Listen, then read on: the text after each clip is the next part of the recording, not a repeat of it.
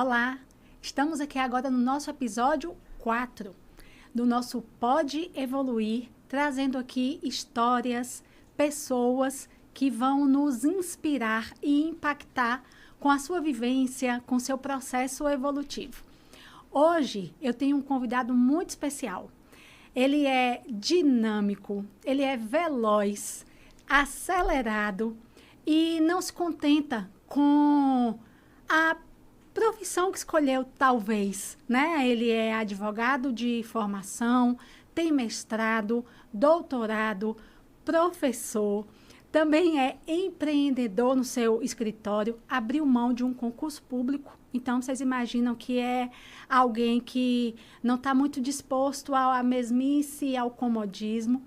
E hoje também lidera um escritório especialista em empresas familiares. Eu sou fã dele, porque eu acho que ele já viveu várias vidas só nessa vida, do tanto de coisa que ele já fez e faz. Seja muito bem-vindo, Vitor Dutra. Obrigado, Jaque. É um prazer enorme estar aqui, um prazer enorme falar com sua audiência. Para mim é uma honra para a gente poder bater esse papo, trocar essas ideias, aprender juntos. Que bom, que bom. Eu também estou muito feliz de você estar aqui, né? A gente se conhece não há muito tempo, mas as nossas trocas são sempre tão produtivas. A gente conversa de forma tão profunda de tantas coisas. Verdade. Que eu falei, vale super a pena trazer Vitor no Pode Evoluir e para que outras pessoas também que não têm acesso, não lhe conhecem, poderem se inspirar também aí na sua história, né? Obrigado por ter me chamado, é uma honra. Vai ser uma oportunidade legal da gente falar um pouquinho mais, né? Do que a gente tem feito, do que a gente pensa. Bem legal. Parabéns aí pela iniciativa, pelo Pode Evoluir. Já desejo aí muito sucesso. Obrigada. Vai dar tudo certo e certamente vai impactar positivamente aí muitas pessoas. E aqui eu brinco que o Pode Evoluir é a junção de duas coisas que eu adoro. Aprender e bater papo. Então, aqui a gente está no lugar certo, né? Para que a nossa audiência, quem estiver nos escutando ou assistindo, também possa aprender um pouquinho com a sua história, com o meu aprendizado. E a gente vai fazendo essas trocas tão produtivas. Verdade, verdade. Então, para a gente iniciar, diga para a gente o que é evoluir para Vitor. Evoluir para mim é ser melhor hoje do que eu fui ontem. Né? E trabalhar para que amanhã eu seja melhor do que eu fui hoje. Acho que a noção de progresso, de evolução é muito individual. Durante muito tempo, eu acho que eu fiz isso com bases mais comparativas, assim, a gente sempre olhando o outro, mas percebo que é muito melhor quando a gente respeita o nosso ritmo, respeita o nosso propósito e a gente começa a medir o nosso progresso e a nossa evolução a partir de nós mesmos, assim, sem ficar nos comparando com os demais. Isso é melhor. Pelo menos para mim me fez super bem. Que bom, que bom. Excelente conceito. Adorei. Vitor, para mmim você é um empreendedor nato, né? Eu abri o podcast dizendo que você é veloz, você é igual um foguetinho, assim, o foguetinho do Pod. E é bom as pessoas escutarem algumas histórias para se encorajarem. Porque, por exemplo, o Hub, né? O Hub, ele foi uma iniciativa sua, né? Você é co-founder. Isso, um dos cofundadores. Dos fundadores aí do Hub. E algo tão divergente da sua carreira inicial ali, que é a carreira do direito, né? E também complementar, talvez, ali, a seu perfil curioso, estudioso. Conta pra gente aí um pouquinho de Vitor. Conta aí sua história. Olha, eu particularmente não me definiria como um empreendedor nato, assim. Eu não sou filho de empresários, nem de comerciantes. Sou filho de um administrador e uma secretária. E nunca me passou pela cabeça empreender, pelo menos no curso de vida natural, assim. Eu fiz a faculdade de Direito, muito pensando em fazer concurso público, porque também não sou de uma família tradicionalmente jurídica, né? Não tenho advogados nem juízes na minha família. Então, quando eu estava na faculdade, eu fiz um concurso público, eu fui aprovado nesse concurso do Ministério Público Federal e fui muito mais porque precisava me sustentar a família que eu queria ter. E a partir daí que eu fui percebendo que aquilo era uma caixinha que eu não estava muito feliz ou muito disposto a permanecer nela, né? Então, se a gente diferenciar o empreendedor do empresário, eu acho que até diria que eu sempre fui um inquieto, queria sempre fazer algo diferente, buscando processos melhores para fazer as mesmas coisas, né? Então, talvez sim, por esse lado, eu sempre tive um incômodo de empreendedor. E até num cargo público também. Mas, a partir do momento em que eu pedi exoneração do meu cargo e resolvi empreender realmente como um empreendedor da advocacia privada, e aí você realmente precisa ter casca, né? Você precisa ter a pele em jogo ali, porque você está correndo riscos, você precisa ter cliente, você precisa faturar, você precisa vender, você precisa ter um bom produto, você precisa ter um bom atendimento. Então, aí, de fato, eu me descubro como um empreendedor que se identifica naquilo, que passa a desfrutar das dores e delícias que é empreender e, sobretudo, dos desafios que é empreender no Brasil, né? Ou seja, um lugar cheio de oportunidades, mas, ao mesmo tempo, cheio de casquinhas de banana e desafios para quem quer empreender. Sim. Então, nesse momento em que eu pedi exoneração do meu cargo, eu retorno, né, para Belo Horizonte, que é onde eu morava, apesar de ser baiano de nascimento, né, eu sou conquistense de nascimento, a minha formação profissional em Belo Horizonte, então eu retorno para Belo Horizonte, onde eu pude realmente me descobrir e me identificar com a advocacia privada e, mais especificamente, com a advocacia empresarial. Sim. Então, a partir desse momento que vem, digamos assim, a minha paixão pelo modo como as empresas são. Ou seja, eu acredito na empresa como a maior fonte geradora de renda, como a maior fonte geradora de tributos, de oportunidades, de novos produtos, novos serviços. Então, eu advogo naquilo que eu acredito. E isso me deu um senso de propósito muito bacana, assim. Então, eu me sinto muito realizado no que eu faço hoje, mas, ao mesmo tempo, muito grato pela minha trajetória. Sim. Durante um tempo da minha vida, eu ficava me questionando se teria sido uma perda de tempo o momento que eu passei no concurso público. Mas depois eu percebi que não. Isso me fez um profissional bastante versátil, um profissional que até lá, né, no serviço público, eu tive a oportunidade de transbordar essa área meramente jurídica, porque vários setores que precisavam do meu apoio, eu tive essa oportunidade de apoiar, de ajudar. E aí, quando, em outro momento, eu retorno para o serviço público, né, já como procurador municipal, cargo no qual eu fiquei durante 5 anos, eu pude realmente perceber como todos os mecanismos e as ferramentas de gestão que eu havia aprendido ao longo da minha trajetória foram importantes também para esse novo ciclo no serviço público, assim. Quando a gente tem um bom olhar, né, e um respeito pela nossa trajetória, a gente vai percebendo isso mesmo, assim, que todas as oportunidades, elas são relevantes e construtoras do que a gente vai se tornando, né? E você fez um percurso diferente do que a maioria dos advogados fazem, né? A questão mesmo do concurso e da segurança. Isso. Da estabilidade. Você abriu mão disso baseado nos seus valores, na sua essência, do que de fato lhe fazia feliz. Isso. Eu acho que o mercado, né, jurídico é um mercado que tem espaço para todo mundo em vários contextos. e eu respeito todas as opções que as pessoas fazem. Uhum. No meu caso especificamente, talvez por conta dessa inquietude, talvez por conta desse senso de mudança, e às vezes é uma mudança num ritmo urgente, né?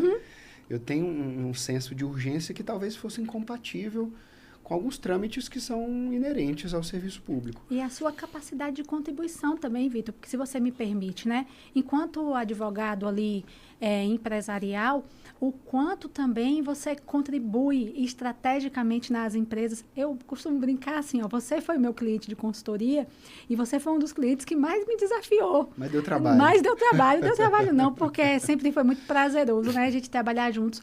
Mas era desafiador, porque eu também estou acostumada a empresas familiares, né, e eu chegava ali, você com vários conceitos, você já também dominava muitos assuntos, e era gostoso também essa contribuição, essa troca, né? Então, você também me desafiou muito. Eu acho que é isso. Acho que um crescimento profissional, ele sempre vem através desses desafios respeitosos, né? E eu acho que esse é um dos gatilhos que as pessoas precisam ter para o crescimento. Ou seja, se todo mundo fica naquela política da boa vizinhança, todo mundo só quer ouvir aquilo que gosta de ouvir, se as pessoas não se permitem ter opiniões diferentes, divergir. Eu costumo brincar, meu sócio, Adriano, sempre fala, Vitor, você tem um defeito, que é o defeito de ter opinião, né? Ou seja, no Brasil, as coisas estão tão tensas, às vezes tão polarizadas, que parece que a gente não pode ter opinião, que ter opinião desrespeita o outro, invade o outro, e eu acho que, assim, é importante a gente saber respeitar, exatamente. Né? E a opinião, ela é tão relevante quando concedida com propriedade, né? Você não está com baita achismo, né? Você tem propriedade nas opiniões que você está concedendo e principalmente respeito. E você que convive com muitos empresários, e eu também, muitas vezes eles se tornam carentes disso. Porque chegam a um patamar de vida, chegam a um patamar financeiro e às vezes estão cercados ali de seus colaboradores, o pessoal que é CLT, e às vezes não tem o mesmo encorajamento de dar uma opinião. Então, quando tem verdade na fala, né, e ela está pautada em algo técnico ou vivenciado, é muito importante que seja concedida mesmo, porque tira alguém do conforto, faz pensar diferente, ele pode não concordar naquela hora, mas ele vai para casa ali com aquela pulguinha, né, e começa a refletir. Então, eu sou muito a favor disso. A gente tem que contribuir mesmo. Isso, e assim, eu acho que o empresário, em muitos momentos, ele é muito solitário. Exatamente. Eu vejo, sobretudo, quem não tem sócio, porque a relação de sociedade é sempre um desafio também, né? Ou seja, como um casamento, um relacionamento, você precisa zelar da mesma maneira. Mas o empresário, ele, como você disse, em alguns momentos, as pessoas não vão ter a liberdade para divergir, para questionar, para mostrar uma opinião diferente. E aí, parece que ele é o dono da verdade. Exato. E em alguns contextos, sobretudo nos contextos cada vez mais desafiadores, né, onde é necessário empreender, você precisa ter outros olhares, outras visões, pessoas que te ajudem na tomada de decisão, enxergando de outras perspectivas e outros ângulos, ainda que a tomada de decisão seja pelo líder da empresa, pelo empresário ou empresária. Então, eu acho que um empresário, aquele que lidera uma organização, ele deve, sempre que possível, cultivar esse espaço de as pessoas poderem divergir, opinar, ainda que no final do dia ele que tome, ou ela que tome as decisões. Ele que bata o martelo ali e feche a decisão. Porque, assim, naturalmente, sobre o negócio dele, no qual ele empreende, ele é quem mais sabe mesmo ali sobre o produto, mas falando de outras visões que são complementares, né? E podem contribuir muito no avanço, a gente tem que estar com a mente aberta mesmo. Exatamente. E a mente aberta, às vezes, traz inovação. Sim, né? sim. E a inovação, a gente acha, às vezes, que é algo muito grandioso, que a inovação ela é tecnologia. E inovação, às vezes, são pequenas ações. Vamos falar sobre o Hub aí, sobre essa mentalidade que você trouxe e te inspira também essa mentalidade colaborativa. Vamos, é sempre um prazer falar de inovação, porque da mesma maneira como eu enxergo que inovação hoje é algo que já não é nem mais um diferencial, é algo básico para que as empresas possam evoluir, né? Então, da mesma maneira como hoje é natural você ter uma força de vendas, um time, né, comercial, você tem um RH que está sempre buscando as melhores práticas, um contábil, um jurídico. A inovação, por mais que a empresa não tenha um departamento, uma pessoa pensando naquilo, é algo que veio para ficar. Sem dúvida. Né? E aí eu não digo, como você bem pontuou, que inovação é tecnologia, não é software, não é você ter tudo automatizado. Cada um estar pensando a sua empresa numa melhoria constante de processos. Então, muitas vezes, a gente se acostuma a fazer mais do mesmo, porque já deu certo em outros contextos. E aí você mesmo falou de empresas familiares que também já tem essa tradição. Então, porque o meu avô fazia, o meu pai fazia, então eu vou continuar fazendo. Talvez isso pode ter dado certo em um contexto e não dar certo em outros contextos. Então, durante muito tempo, eu fui avesso a mudanças. A mudança era algo que me assustava. E eu achava que o lugar de paz e de equilíbrio era quando parasse de ocorrer mudanças. Sim. E, na verdade, depois de muitos anos, a gente percebe que a mudança é uma das constantes na nossa vida. Tudo muda o tempo todo. Sem dúvida.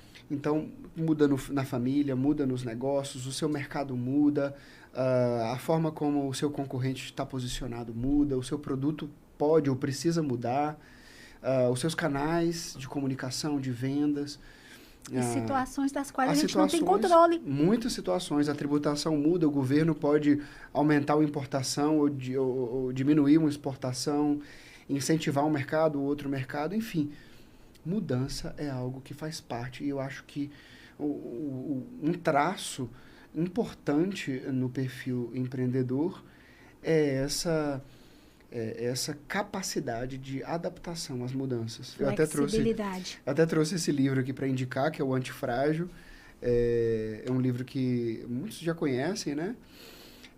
Que ele vem falar exatamente isso, ou seja, que muito mais do que resilientes, do que voltar, ou seja, de ser flexível e voltar para o mesmo lugar onde nós estávamos, nós precisamos entender que muitas coisas no mundo, elas são caóticas mesmo, e que a gente pode se aproveitar dessas situações para nos aperfeiçoar. Sem dúvida. Em várias áreas da nossa vida. Sim. Né? Isso pode parecer assustador no primeiro momento, e de fato mas quando a gente aceita isso e entende que algumas coisas estão no nosso controle e outras não, a gente passa a focar na melhoria daquilo que está no nosso controle, e a gente passa a identificar aquilo que está fora do nosso controle, mas como a gente se posicionaria se aquilo acontecesse. Perfeito.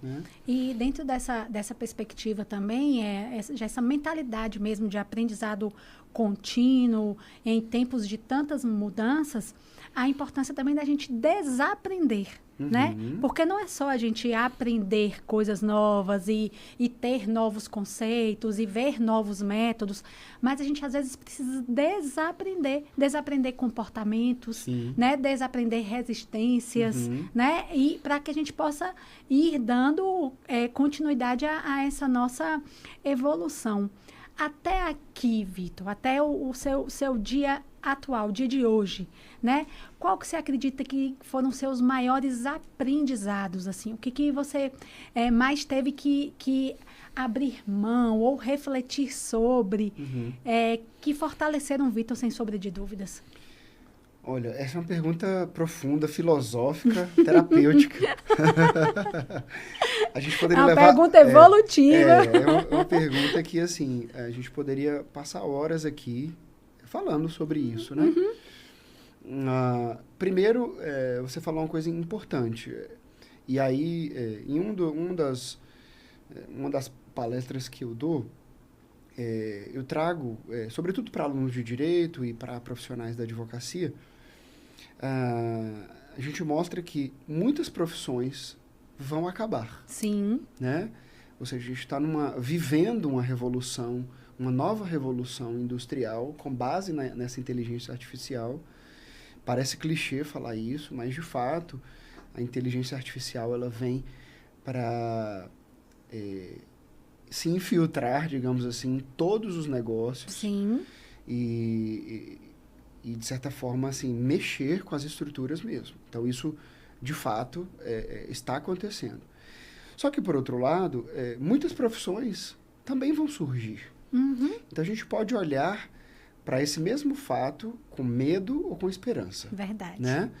Então, pode parecer assustador de que a gente está se capacitando e aí eu percebo que muitas faculdades ainda estão muito arraigadas com aprendizados que não vão servir daqui talvez 5, 6 anos, né? E vão colocar no mercado de trabalho profissionais que já não estarão conectados aí com os novos desafios.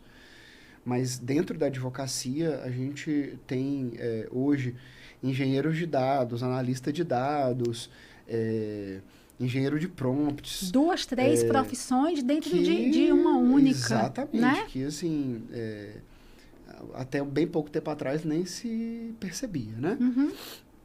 Mas, então, em função disso, e já respondendo a sua pergunta na primeira parte dela, é que eu diria que o melhor mesmo é aprender a aprender. Sim. Né? Existem muitas coisas que a gente aprende ao longo de um tempo que você precisa desaprender. Então, enquanto eu era servidor público, muitas coisas eu aprendi, me serviram naquele momento e outras não. Mas se eu aprendo a aprender, se eu aprendi a me adaptar àquela situação, se eu aprendi a lidar com pessoas existem em quaisquer organizações públicas ou privadas. Se eu aprendi a enxergar processos e melhorar seus fluxos em quaisquer contextos. Então, existem algumas coisas que são universais, ou seja, que você aprende e isso vai te servir. Óbvio, talvez o software que eu aprendi a mexer lá 15 anos atrás já não me sirva de absolutamente nada, né? Então, eu preciso desaprender de certas coisas. Por outro lado, você perguntou o que você teve, né? O que você aprendeu ou desaprendeu até aqui, o que te marcou mais? Você fez uma pergunta interessante, que é sobre o que me trouxe até aqui, de mais aprendizado, o que eu tive de aprender ou desaprender. Isso é muito interessante porque isso passa muito pelo autoconhecimento. A gente precisa se conhecer. Perfeito. Né? Isso não é um clichê, isso não é... Modismo, não é. Eu olho para dentro de mim e vejo que eu já fui muito mais perfeccionista do que eu fui hoje. E que quando a gente é assim, a gente quer estar no controle de muitos processos, a gente precisa aprender a descentralizar. Verdade. A gente precisa aprender a gerir confiando no nosso time. E eu aprendo todos os dias a liderar melhor. Eu diria que, assim, até o perfil de liderança e o perfil de gestão vai muito de cada um, né?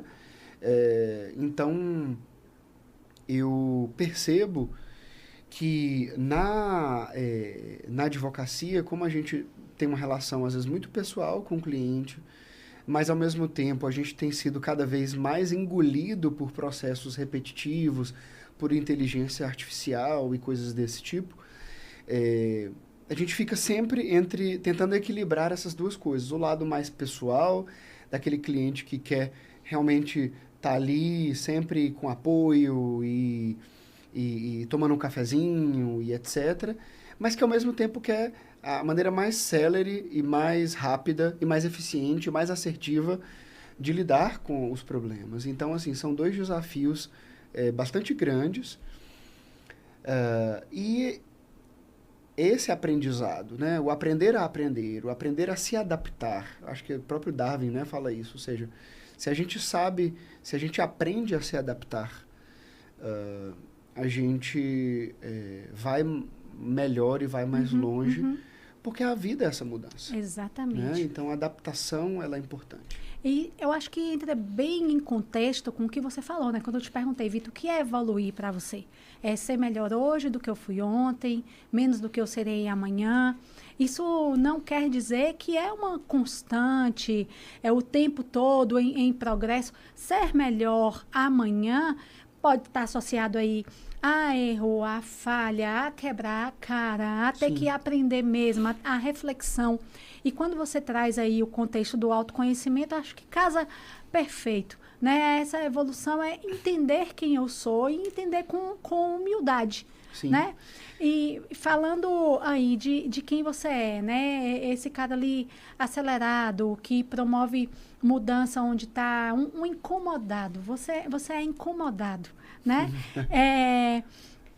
O que lhe inspira a ser assim? Por que você acredita que, mesmo sendo calmo, estudioso, né, ali centrado, também você é incomodado em fazer a diferença, em contribuir, em deixar ali um legado? Sim.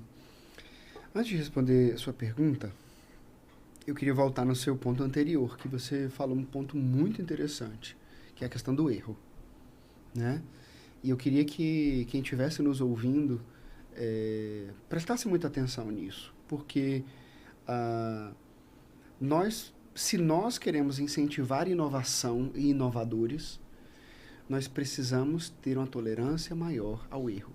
Excelente, né? Colocação. Não ao erro do retrabalho, não aquele erro em que a pessoa repetidamente faz. Teimoso, né? Ou seja, a pessoa já foi treinada para fazer aquilo e erra.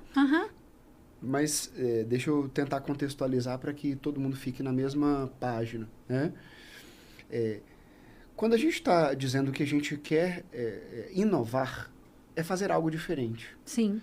Então, se em nossas empresas a gente quer que as pessoas façam algo novo, encontrem novas formas de fazer as mesmas coisas com menor dispêndio de recursos, de uma maneira mais eficiente, de uma maneira que agrade melhor o cliente, que traga mais resultados, ao sair do basicão, ao sair da rotina tradicional, do POP, do fluxo, para inovar, essa pessoa vai tentar algo. Sim. E ela pode errar ali. Perfeito.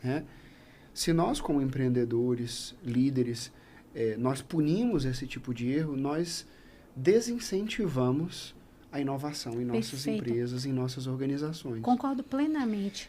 Então, aquele erro que é honesto, aquele erro que é tentando acertar, pensando, olha, eu vou tentar aqui fazer algo, esse erro precisa ser incentivado. Exatamente. Muito mais do que tolerado, incentivado. Exatamente. Não existe inovação em ambiente punitivo. Exatamente. Né? Esse ambiente extremamente crítico, esse ambiente impaciente, intolerante, ele não vai permitir inovação, porque as pessoas vão ter medo. Sim. Né? Elas vão ter medo de ousar, elas vão ter medo de errar. Agora, tem um detalhe também. Se eu for inovador de fato, né? Se eu tiver esse desejo contributivo, o ambiente naturalmente vai me expulsar. E eu posso estar perdendo bons talentos. Sim, bons talentos por não incentivar ali as colocações. Exato. E hoje, Vitor, com tantas informações, com as pessoas tendo acesso a tantos conhecimentos, seria muito arrogante o empresário ou cada um de nós imaginarmos que nós somos donos da verdade. Sim. Né? Só eu sei resolver, só eu sei essa condição. Os POPs estão aí para serem também atualizados. Sim. Eu ainda brinco nas empresas assim, não é atualizado toa que eles são versão 1.0, Sim. 2.0, 3.0, Exato. é porque eles precisam ser, de fato, modificados. Eles são relevantes no sentido de auxiliar, de documentar, orientar, né? Ser uma diretriz. Ser uma diretriz. Como até aquele momento, uma boa prática foi reconhecida. Exato. Não significa que a partir dali se cristalizou e se engessou e que aquilo é escrito em pedra. Né? Então, isso é importante. Então, eu digo isso, sim, com autocrítica também, de que eu, enquanto líder das organizações onde eu estou, né, do Barbosa Dutra e do Hub, eu também estou aprendendo. Porque... Todos nós estamos. Porque eu aprender a identificar qual que é o erro tolerável e qual é o erro que já é fruto de uma má fé ou de sistemáticas, comportamentos sistemáticos que se cristalizaram. Sim, ou até uma ausência de competência. Uma ausência de competência, ou às vezes até uma falha da organização em prover uma capacitação. Então, ou seja, eu acho que eu vejo que eu estou também amadurecendo dia após dia nesse processo em que o feito, né, fazer, né, o feito é melhor do que... É melhor que ele venha antes do que o perfeito, né? Então, assim, isso é importante. E, ao mesmo tempo, não parar esse processo de aprimoramento que vai realmente levar a uma lapidação daquilo até chegar num ponto ótimo, né? Sim, sim. Então voltando lá para a sua pergunta, sinceramente, eu não sei por que eu sou tão inquieto assim. Você acha que você é ávido por aprendizado? Mas é isso, ou seja, eu acho que o que me move é ver a comunidade onde eu estou. Eu tenho muito um senso de comunidade. Eu sou uma pessoa muito relacional. Então,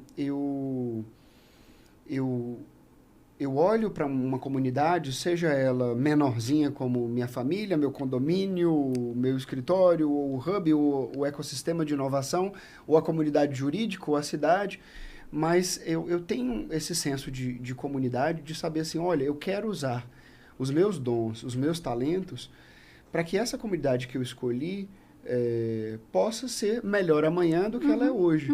Porque se a cidade for mais arborizada, se a cidade tiver mais oportunidades de trabalho, de inclusão, de renda, ela vai ser menos violenta, os meus filhos vão poder crescer nesse lugar. Perfeito. E aí você conecta o seu propósito individual a propósitos coletivos. Maiores, exatamente. Então, a partir do momento que eu olho e eu tenho um olhar assim que às vezes eu preciso ficar me controlando, que eu vejo, olha, isso poderia ser feito de uma maneira diferente. Isso poderia ser melhor. Isso me desperta algumas inquietações que às vezes eu tenho que me controlar. E as pessoas que convivem comigo sabem disso. Exatamente. Que eu realmente preciso ter âncoras muito firmes assim para que as coisas, as energias sejam canalizadas para projetos assim prioritários. Perfeito. Mas olha aí, a resposta já está aí, Vitor. O seu incômodo, ele é a contribuição. É olhar mesmo algo e não se conformar com aquilo, buscar uma melhoria, que a gente possa ter mais Vitors, né? Que aqui quem escute esse podcast ou quem assista esse podcast se inspire em dar a sua opinião, não ache que é simples demais ou óbvia demais, né? Que não se... A gente precisa, ou eu acho que o mundo precisa de inconformados. Sim. Quanto mais inconformado a gente é, mais a capacidade de fazer a diferença a gente tem. Porque o comodismo, ele às vezes ele é necessário. A gente é uma zona de conforto, que lhe dá até um descanso. Sim, mas os inconformados não vão ficar nela por muito tempo. Não tem. Eles não... E ao mesmo tempo, aí eu concordo. Eu acho que assim, é aquela velha máxima, né? Seja a mudança que você quer ver no mundo. Então, se você quer ver um mundo diferente, você precisa tomar alguma postura e alguma atitude e se comprometer com alguma mudança. Exato. Por outro lado, quem é inquieto, quem é agitado, também precisa encontrar o seu ponto de equilíbrio. Sim. Né? O ponto de equilíbrio do autocuidado, da saúde emocional. Verdade, porque a gente não é feito de inquietude todos os dias, todo momento. Né? A gente precisa se educar. Nenhuma máquina opera aí a 200 por hora todos os dias. Então, assim, eu costumo dizer lá no escritório que nós não estamos correndo aquela corrida de 100 metros rasos, em que os corredores, né, das Olimpíadas, as Olimpíadas estão chegando aí, em que os corredores eles têm que ter aquela explosão de energia, né? Alta performance. E a musculatura para, em 100 metros, chegar ali naquela linha. Eu diria que não apenas a advocacia, mas as empresas no Brasil, empresas familiares ou não, elas precisam ter uma visão de perenidade. E eu gosto muito de trazer esse valor para dentro das organizações que eu participo, que é o senso de perenidade. As pessoas passam, mas a empresa ela pode ficar. Sim. E existem empresas aí centenárias, e é exatamente por isso que a gente acredita que essa empresa deva ter uma boa governança, de que essa empresa deva valorizar seus sucessores, de que essa empresa deva se preocupar com seus passivos, né? Ou seja, a gente vê no Brasil, às vezes, que o empresário, às vezes, ele não se preocupa, às vezes, com passivo tributário, porque quando aquela bomba estourar, ele abre um outro CNPJ no nome de A, de B e de C, quando, na verdade, ele poderia ali estar construindo algo perene mais sólido, sustentável, né? E ir combatendo esse indicador de que de cada 10 empresas familiares, só 3 chegam na terceira sucessão, no terceiro sucessor, né? na terceira geração. E entender que muitas vezes ali tem um sonho, tem um propósito, e aquilo pode sim ser disseminado, progredir. E ele gastou muita energia ao longo da primeira geração, e foi energia que ele teve que tirar da saúde dele, da família dele, tempo com os filhos, tempo de autocuidado. Então, os fundadores de empresas se sacrificam muito para que elas cheguem num voo de cruzeiro ali, e que as outras gerações possam levar a outros patamares.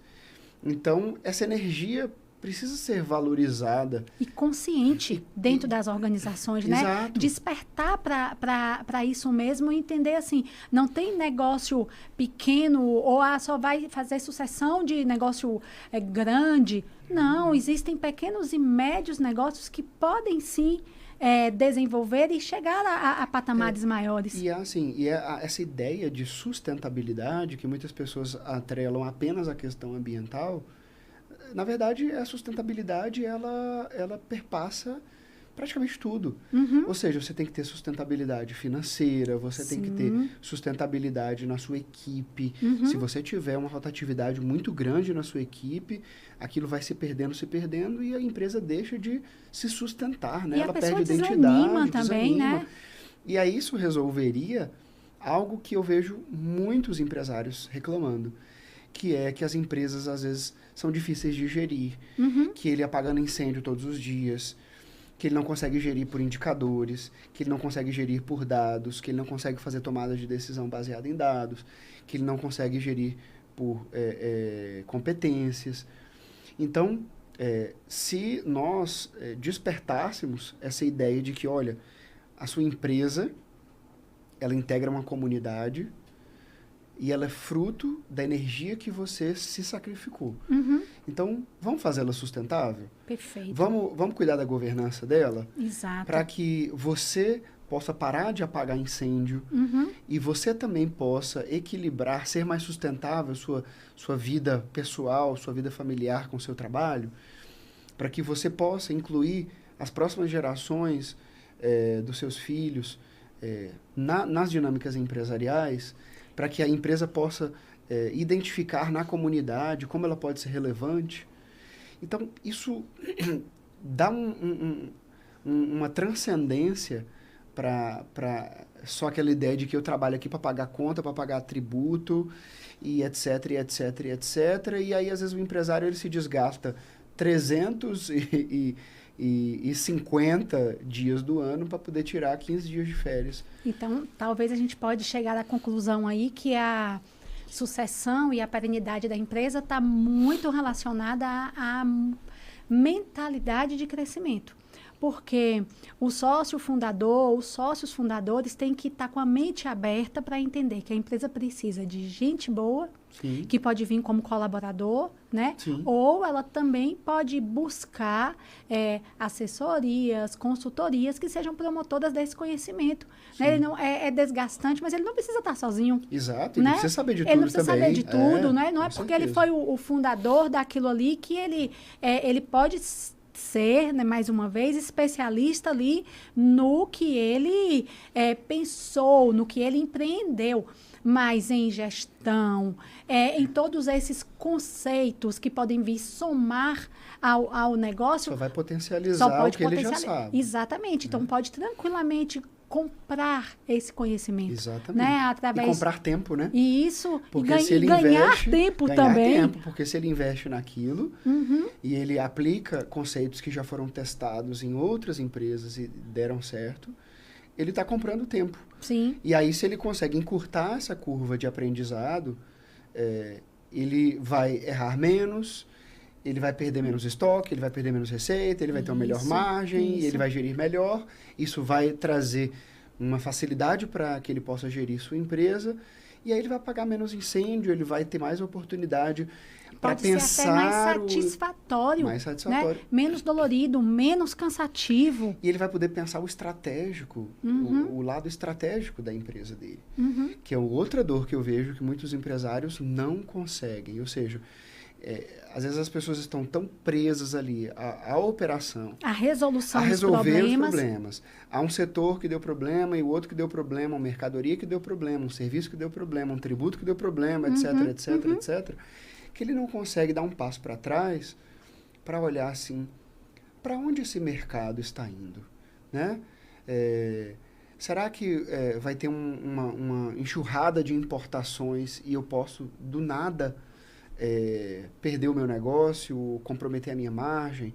Será que eu posso reinvestir em outros segmentos onde o ticket é melhor? Sim, né? sim. Será que eu analiso se os meus produtos e os meus serviços são rentáveis?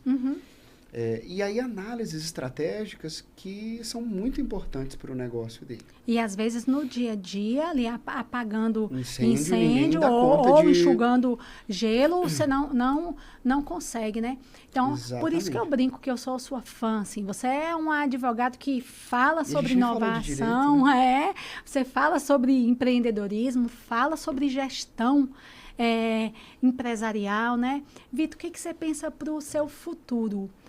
Quais são os objetivos que você deseja realizar, além do seu filhinho novo aí agora, né? Que é você pai de 2 ali, casado com Thaís, né? Vocês têm ali uma construção de família tão linda e agora foram presenteados com Gustavo. Mais um, Mais um. O que você pensa para o seu futuro? Essa é uma pergunta difícil, se a gente olha pelo lado das variáveis que estão, né, envolvidas. Mas naquilo que estiver ao meu alcance, né, eu vejo um escritório, eu vejo o Barbosa Dutra cada vez uma cultura organizacional mais introjetada de centralidade no cliente e de produtos que entreguem o melhor para esse cliente. Ou seja, algo que nós já temos praticado nos últimos anos, mas eu vejo que isso vai ser um diferencial no nosso crescimento. Vejo... Difícil falar de futuro, né? Que pergunta difícil, assim. Então vamos falar de sonho. De sonho. Na verdade, assim, eu sonho... Vou do macro ao micro, né? Eu sonho com uma cidade, com uma comunidade mais inclusiva, mais arborizada. Eu adoro árvore, adoro natureza. Então, assim, eu quero ver mais árvore, quero ver mais verde. Então, é uma coisa que eu sonho. eu sonho com mais arte, mais cultura. Eu gosto de ver as manifestações artísticas. Eu sonho com oportunidade de trabalho, né? Eu quero que as pessoas tenham oportunidade de trabalho, e os meus filhos, inclusive. Então, eu quero que as pessoas empreendam por oportunidade e não por necessidade, né? O empreendedorismo de necessidade. Você vê pessoas muito guerreiras, mas elas estão ali porque elas não tiveram outra opção. Mas quando a gente está empreendendo, a gente vê tantas oportunidades de negócio que a gente tem que fechar os olhos, porque são muitas oportunidades. A gente tem que dizer, olha, pera, deixa eu focar aqui, porque isso é a prioridade agora. Então, se existem tantas oportunidades, por que essas pessoas não se conectam, não estão se conectando? E, obviamente, aí tem uma série de fatores educacionais, sociais e etc. De oportunidade. De oportunidades, né? Mas eu sonho com isso. Ou seja, eu acho que uma cidade que seja mais inclusiva, ela sempre será menos violenta. E eu quero que os meus filhos cresçam num lugar onde eles se sintam seguros. Né? E eu acho que está no nosso poder, como cidadão, dar a nossa contribuição para isso. Mas, obviamente, né, eu sonho com os meus filhos bem criados e que sejam pessoas que se importam com o próximo, que amem o próximo, independentemente das profissões que eles escolham. E sonho com o meu escritório, né, cada vez mais impactante na vida das empresas. Eu acho que a gente adotou isso como missão. A gente tem cumprido bem essa missão de entregar a nossa melhor performance jurídica para impulsionar negócios, seja desde o seu nascimento ou até no momento de crise, porque isso acontece. E eu acho que nós estamos cumprindo bem essa missão e nós queremos ampliar essa missão. Nós queremos realmente levar o melhor dos nossos produtos e serviços para aqueles que queiram usufruir deles.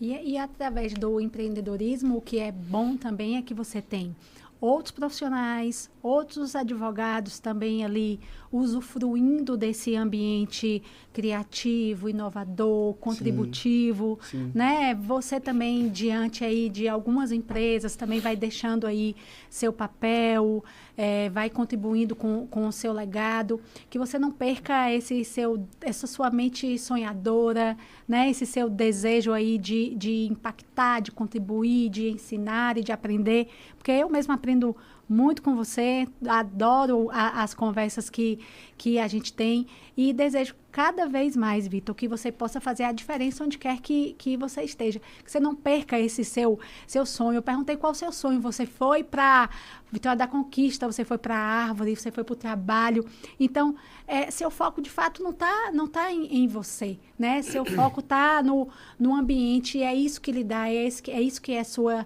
inspiração aí de modificação e velocidade. Não perca isso. E não perca também o autocuidado, né? A cuidar dessa maquininha aí que lhe sustenta para dar essa capacidade sua de fazer sempre a diferença. Obrigado, Jaque. Obrigado. Eu acho que é isso. Eu acho que todos nós temos uma missão e um propósito a ser cumprido aqui. Eu acredito muito nisso, de que ninguém é fruto de um acaso. E exatamente em função disso, acho que cada um deve se comprometer com uma mudança que torne a vida de alguém melhor, sabe? E às vezes isso é no trabalho, né? Ou seja, é capacitar, é dar uma oportunidade para uma pessoa, criar... Às vezes é dentro de casa. Às vezes é dentro de casa. Você inspirar seus filhos a serem responsáveis. É você ser, enfim, gentil, né? Gentileza gera gentileza no seu condomínio, na sua rua. Enfim, acho que são coisas assim que parecem tão clichês e blasés, simples, óbvias, mas ao mesmo tempo são tão simples e tão óbvias, e isso, o simples tem me surpreendido cada vez mais. A mim também, Vitor. Né? Às vezes as grandes mudanças estão no simples. O simples, assim, eu acho que é o que é essencial, né? Assim, eu acho que isso é capaz, tem uma capacidade de transformação muito grande.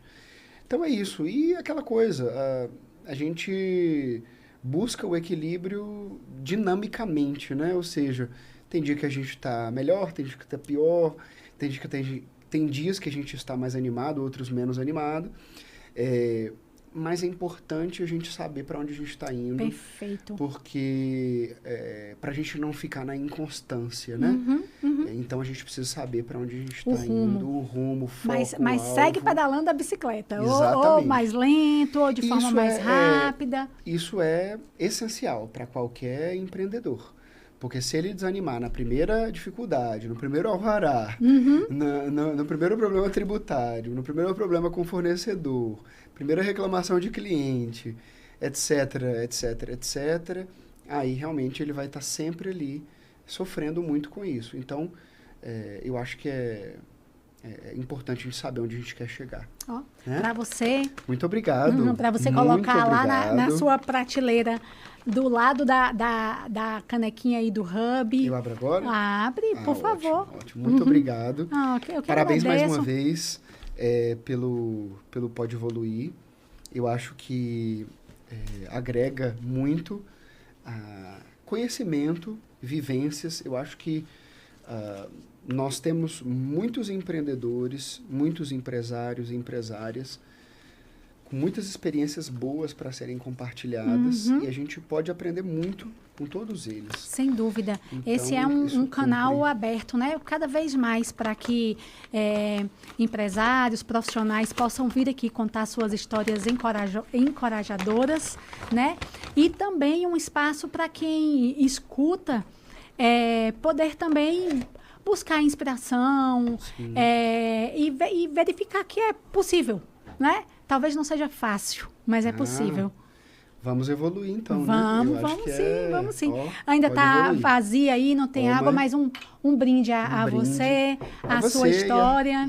E a seus projetos, sua história. Obrigada. E tudo que você faz, se dedica muito. Obrigada, Vitor. E imprime essa qualidade e essa humanização.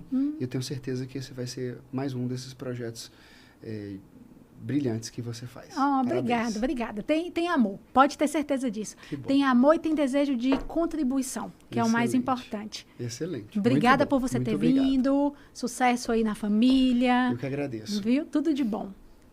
Obrigada a você que acompanhou a mais um podcast, nosso 4º episódio. Continue nos acompanhando, vem muita história boa por aí, tem muita gente para a gente ouvir, inspirar e continuar na certeza que nós temos uma região muito próspera, muito rica e com capacidade de dar bons frutos.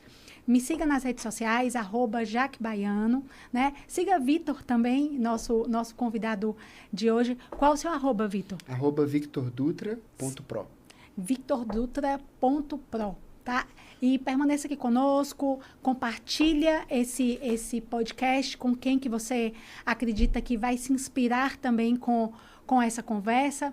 Deixa um like e seja sempre muito bem-vindo. Estamos focados também na sua evolução. Muito obrigada.